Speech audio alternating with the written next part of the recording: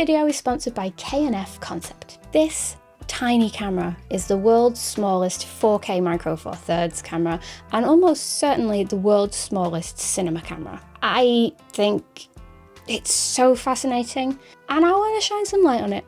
Let's talk about it. The Z-Cam E1 is designed to be rigged up like a cinema camera, so you could add in a microphone and you could put it in a cage and you could add an external monitor. So of course, I'm not going to do any of that. I'm going to keep it really stripped back and also use it for photography as well as video. What could possibly go wrong?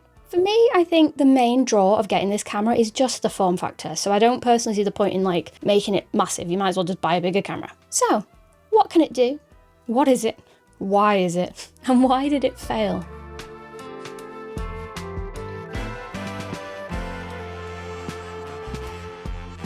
Personally, I think there's two reasons that this failed when it came out in 2015. First of all, I think the marketing got a little bit lost in translation. The company wanted to make an interchangeable lens cinema camera that was the size of an action cam. And the action camera phrase became the thing that people started to talk about. People assumed that this was an action camera, when it very much isn't. It's not more or less robust than any other standard camera. And because it adds your own lenses to it, obviously it's not going to be great if you sort of lob it off a building, for example. So an action camera this is not. And I think the marketing confused matters a little bit. I think people didn't really know what to make of this device when it first came out. But I will say, while it is definitely not an action camera, it is a very robust little dude. It has a magnesium alloy chassis, and that is great because it makes it robust, but also really helps with heat dissipation when you're shooting in 4K. And because it is so small, you can rig it up really easily to get it into some really unconventional places. I think the main use case for this professionally was using it as a crash cam. So it's a camera that you might put in a precarious situation when you're making a short film, for example, and it's not the end of the world if it dies. And then of course I think this project really suffered just from brand recognition. It came out at around $700 back in 2015, which is not an insignificant amount of money. It's a brand that isn't like your Sonys or your Panasonics, it's a Z-Cam. And I think people were reluctant to invest so much into a company that was relatively unknown at the time. In 2025, admittedly many years later, you can get them for much cheaper. And there's a little bit of wear and tear on the top, but otherwise it's in really good condition. So what about the spec? This has a 16 megapixel Micro Four Thirds sensor, which is the same one you would find in the brilliant GH4 and also the Lumix G7. So it will shoot 8-bit 4K footage and also will shoot RAW as well, which might not be a priority for normal people, but I was very excited to see how this would perform as an everyday carry, photography, camera, as well as video. Now, while it does only shoot 8-bit video, it does have its own Z-Log profile, so if you do want to do a bit of creative colour grading, you absolutely can. It might not have as much push and pull as a more modern camera with 10-bit files, but you can go a certain way to stylize your footage. And of course, the Z-Cam E1 has no in-body stabilization. I mean, could you imagine? It's much too small. Lumix and Olympus have never managed to get IBIS in something this small, so yeah, it must be just like a physical limitation. However, it will accept and read and understand stabilization if you add a stabilized lens. So one really good combo is my little Lumix Pancake stock lens, because that is stabilized. It's very small and very versatile as well. Without a stabilized lens, you're left to just e-stabilization, and I think handheld footage doesn't look the greatest. So either find a stabilized lens to get some motion in your shots, or we can experiment with tripods and locked off shots. I honestly think locking off your shots for video and creating these sort of video postcards is a great exercise in composition, because if you are taking a photograph, we don't have the luxury of adding movement into the scene. So for video, your composition has to be really strong, your subject has to be quite interesting, and I think you can learn a lot quickly when you take away the ability to move the camera in video. This camera does have autofocus, and it is, of course, contrast-based autofocus, as you would expect from a 2015 camera. So another lens that I really quite like with this is the older Olympus 17mm f1.8, because it has a manual focus clutch. So you can use the magnification built in this to make sure that you're in focus, and then lock the lens off into a manual focus mode, and then you know your shot is in focus. And it's super duper small. as well. It's a great little combo. My particular copy of this 17mm lens had a little problem in that I'd bashed the front of it to holy hell because I've used it for years and years and years. So I had to get very creative in order to allow this setup to have filters attached. So I connected like a magnetic ring to the front to circumvent the fact that I've broke the lens. And I thought this project really lent well towards having some mist and some more creative color grades rather than more clinical footage on the video side. So for this, I used my K&F Concept filters. I have 2 that I've used for this project and 2 that I use a heck of a lot. First of all is this magnificent everything filter, which I talk about quite a lot on this channel, and it has a variable ND, it has a circular polarizer element, and it also has a quarter strength mist. It's built like a little tiny beautiful tank, and K&F Concept, as always, cater to tiny lenses. If you're not too fussed about the mist filter element or the CPL element, you can just get their standard neutral density filters, and they do come in magnetic versions as well, which, as someone who hates faffing around with filters, being able to take them on and off literally instantly is worth its weight in gold. I love K&F Concept. They're a long-term supporter of this channel. They always make lovely stuff, and they make lovely stuff for people that like smaller cameras and lenses too, which I think is really unique. So check out the links in the description for either of these products, and let's get back to the nerdiness.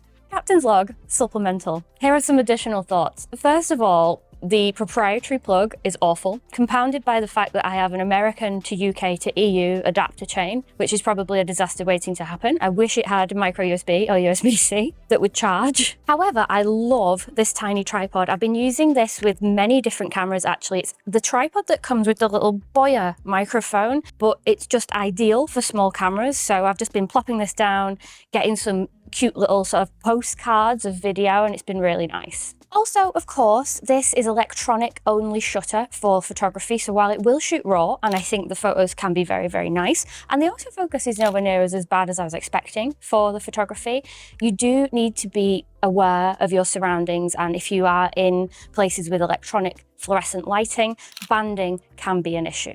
I've done a little bit of trial and error with the log footage on this camera. I think depending on the brand, sometimes you need to overexpose, sometimes you might need to underexpose it a little bit. So day one, I tried sort of 0 or slightly underexposing, as I might do with an action camera, and it just resulted in too noisy footage. So definitely over 1 stop exposed, more like a Lumix or a Sony camera when you are shooting log, and then the footage got a lot nicer. I've thoroughly enjoyed just being able to put this down, like when I'm at a restaurant, for example, and I could frame up one of the streets and I had a cat walk down, and it's just so nice that it's so small that you can really fit it into your day-to-day life. It's fun, it's quirky, it can sometimes be frustrating, but I'm so glad that I've given it a go. Oh, and the magnetic ND filters have been working a charm. I should have done this years ago. So this little Z-Cam could be quite an interesting project camera if you like manual or vintage lenses. You could attach them and use the magnification built in and get some very interesting results. Quirky results rather than clinical, I suppose, because you can shoot manual focus pretty easily with this little camera. I'll get into the ergonomics and the design of it shortly, but there are only a few function buttons on this little camera, and one of them, the main one, I have personally assigned to magnification because it's so handy. And quickly toggling it on and off means you can get what you need quickly and get focus without wasting too much time. Although there is no touch screen and no sort of joypad or up, down, left, right options, so to change the focus point is a little bit of a faff. It's buried in the menus. So personally, I leave it on wide and hope that the camera knows what to do. And if not, if I need more creative control, I'll just use manual focus. There is even a mic input for some vlogging, which I think is just charming and adorable. However, you may notice there's no hot shoe or any other attachments. There is a tripod mount at the bottom. So to attach a receiver or a microphone, it is designed to go on a cage. So definitely bear that in mind. One of the most interesting features for me that caught my eye in the settings is it does shoot video in 4:3 aspect ratio. Now it's not proper open gate because it won't use the full sensor readout, and it's not even full 4K. I think it's around 2.5K, but still it's more than enough for these sort of social video postcards that I've been making. And I think having the format in camera where you don't have to crop it later is actually really cool. You can compose it how you want in camera without any faff in editing. And I think, you know, if I'm adding a mist filter and I'm going for more of a stylized, nostalgic sort of vibe, the 4x3 is kind of cool. And for a day-to-day, everyday carry for video, you could attach just one magic arm or one teeny tiny tripod, and you can stick this in many places really incognito and get some really interesting results. One thing I do struggle as a hashtag content creator is the faff of getting proper video when I'm out and about. I do sometimes rely on my phone too much. I do sometimes think, oh, I'll just add a bit of B-roll when I'm back home. And I want to really get into the habit of taking video stuff out with me and getting some good quality stuff throughout my day, because it's really interesting to share on socials, and also you never know when you need it for certain projects. The question I'm sure you're all desperate to know is, what the heck is it actually like to use? You know, the form factor is very appealing to me personally, but also when cameras get smaller, they do tend to get fiddlier and a little bit more of a pain in the backside to use. So how is this? Well, I'm yet to properly decide. Some days I pick it up and I think, wow, it's so clever and they've done so much with the space that they have. The menus could not be more straightforward and everything works really well. But then other days I pick it up and think, all of these buttons are really blooming small and they all feel identical to touch. I just wish that there was like, you know, like on the Lumix cameras where like there's two little dots on your ISO button and the white balance button's raised a bit more than the rest, so you can feel without looking and know exactly which button you're pressing. That sort of thing would have gone a very long way with this, because there are 1, 2, 3, 4, 5 buttons all in a row and they're all black. And yeah, sometimes it's hard to know which one does what and remember which one does what. But sometimes, when I've had my caffeine, I get on with it quite well. You have your mode button at the top, and you can just press between photo or video. And there's a little icon on the top that tells you whether you're in photo or video. And as long as my shutter speed is high enough, and I know that my subject isn't going to be blurred, I can just go out, press the shutter button, take the photos, and I know that it'll work. So it's only fiddly when you really need to do a 180 on your settings. Say you've changed to like shooting at night and you need to lower your shutter speed, for example. That's when it gets a bit fiddly. But if you were shooting for an hour of street photography and you don't need to change very much, it's basically a point and shoot. It's really, really cool. So why do I personally find it super interesting? Well, as a micro four nerd and a camera nerd in general, the world's first anything really appeals to me. I like to collect teeny tiny Pentaxes. I like to collect tiny micro four thirds cameras. And with this being the world's smallest 4K interchangeable lens camera, and I think that still stands. I can't think of anything that's smaller. It really appeals to me and I wanted to get it. And also I think for my use cases for cameras, where it's like having something small but feature packed that I can stick in a handbag and not notice that I have it with me, and then just document my life and have a fun nerdy experience, I think the Z-Cam here ticks all of those boxes brilliantly. So is it worth it now, 10 years on? Well, I'm always of the mindset that if photography is your hobby and you want to try something new and exciting, you can find it at a good price, why the heck not?